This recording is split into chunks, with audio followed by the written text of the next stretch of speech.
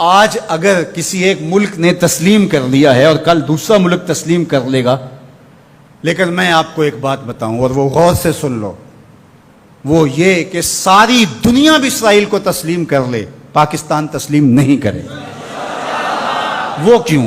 اس لیے کہ ہماری اساسی نظریے کی ہے، ہمارا وطن بنا ہی دو قومی نظریے کی بنیاد پر ہے۔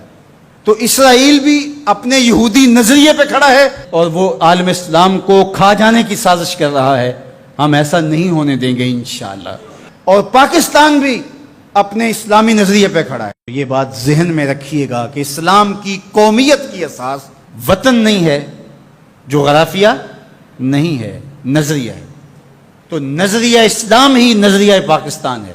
پاکستان کا جغرافیہ بعد میں ہے، نظریہ پہلے ہے۔ دنیا پہ ملک پہلے بنتے ہیں، پھر دیکھا جاتا ہے کہ اس کا نظریہ کیا ہوگا، آئیڈیالوجی اس کی کیا ہوگی۔ لیکن پاکستان کا مطلب کیا؟ لا الہ، یہ نعرہ پہلے گونجتا ہے اور پھر ملک حاصل کیا جاتا ہے۔ تو یہ ایسا ملک ہے جس کا نظریہ اس کے جغرافیے سے مقدم ہے۔ دنیا کے اوپر ایک اور ملک بھی ہے جس کا نظریہ اس کے جغرافیے سے مقدم ہے، بلکہ اس کا جغرافیہ ابھی تک متعین نہیں ہے، وہ اسرائیل ہے۔ وہ یہودی نظریے پہ قائم ہوا ہے، اس کا نظریہ پہلے تھا اور جغرافیہ اس کا ابھی تک مکمل نہیں ہے، اس کی کوئی سرحدات متعین اور طے شدہ نہیں ہے، ہر سال پھیلتی ہیں۔ چونکہ ان کا نظریہ غالب ہے اور وہ نظریہ یہود کے اوپر اس ملک کو حاصل کرتے ہیں، اس ٹکڑے کو حاصل کرتے ہیں، پھر اس کے بعد اس کا جغرافیہ پھیلنا شروع ہوتا ہے۔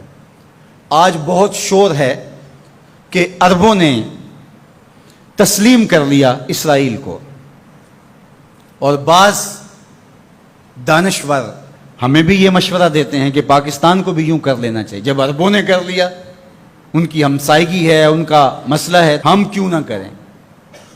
تو یہ بات ذہن میں رکھیے گا کہ یہ عرب ریاستیں جو بنی ہیں، یہ نظریے کی بنیاد پہ نہیں بنی، یہ لسانی بنیادوں پہ کھڑی ہوئی ہیں۔ جب سلطنت عثمانیہ کو توڑا گیا تو اس وقت یہ بت تراشا گیا اور عربوں کو کہا گیا کہ یہ اجمی ہیں ترک اور تمہارے اوپر حکومت کرتے ہیں اور تم عربی نسل ہو۔ وہ لارنس آف عربیہ 4000 جاسوس لے کر کے بظاہر آثار قدیمہ کی کھدائی کے لیے آیا تھا، لیکن اس کا مقصد تو کچھ اور تھا، اور کس طرح ان کے اندر عصبیت ابھاری، یہ مکر تھا تاکہ مسلمانوں کو ٹکڑیوں میں بانٹ دیا جائے۔ اقبال نے اس کو بت کہا ہے۔ یہ بت کہ تراشیدہ تہذیب نوی ہے، نئی تہذیب کا تراشا ہوا یہ بت ہے۔ یہ بت کہ تراشیدہ تہذیب نوی ہے، غارت گرے کاشانہ دین نبوی ہے۔ بازو تیرا توحید کی قوت سے قوی ہے، اسلام تیرا دیس ہے، تو مصطفی ہے۔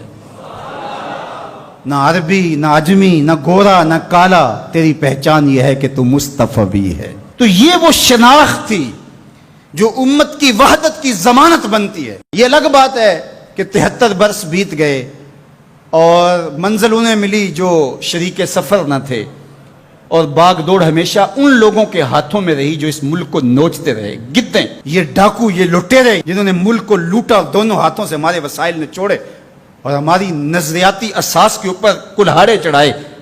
اور کبھی انہوں نے کہا کہ یہ ایک لکیر ہے درمیان کے اندر، کبھی کہا وہ بھی آلو کھاتے ہیں، ہم بھی آلو کھاتے ہیں۔ یہ کیا قائد اعظم کو نہیں پتا تھا؟ یہ علامہ اقبال کو نہیں پتا تھا؟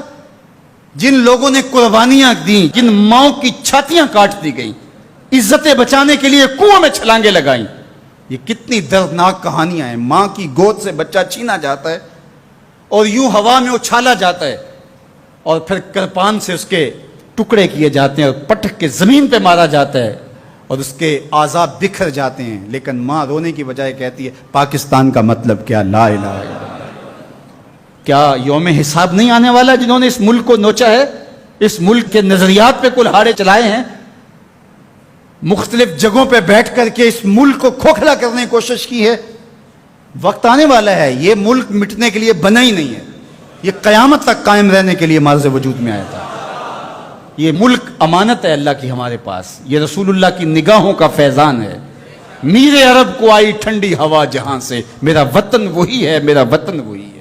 میں یہ بات ہر سال کہتا ہوں کہ اللہ رسول کے ساتھ تو ہماری محبتوں کا رشتہ لازوال ہے، لیکن اس ملک کے ساتھ ہم ٹوٹ کے محبت کرتے ہیں، اس لیے کہ اس ملک نے اسلام کی نشأت کے لیے بنیادی پلیٹ فارم بننا ہے۔ پاکستان سرخرو اور بامراد ہوگا، اللہ ایسے رجال یہاں سے پیدا کرے گا۔ بس آپ اپنے حصے کا کام کریں، جو آپ کی ذمہ داری ہے اس کو نبھائیں۔ جمعۃ المبارک میں حدیث پاک میں ہے کہ ایک ایسی گھڑی ہوتی ہے جس میں ہر دعا قبول ہوتی ہے۔ تو میں آپ کی آمین کے ساتھ آج کی ان مبارک گھڑیوں میں یہ دعا کرتا ہوں، اللہ میرے وطن کی خیر فرما، میرے ملک کو امن کے اجالے عطا کر دے، میرے ملک کو اپنی رحمات کا سایہ عطا کر دے، میرے ملک کو معیشت کا جمال عطا کر دے، ملک کی نظریاتی سرحدوں کی اور جغرافیائی سرحدوں کی مالک حفاظت فرما۔ اللہ جو اس ملک کو میلی نظر سے دیکھے اس کو خاصر و برباد کر دے۔ پاک فوج کی قدم قدم پہ حفاظت فرما، پاکستانی قوم کی خیر فرما۔ ایک نعرہ بلند کر دیجئے اپنے جذبوں کے اظہار کے لیے، نعرہ تکبیر، نعرہ رسالت، اسلام، پاکستان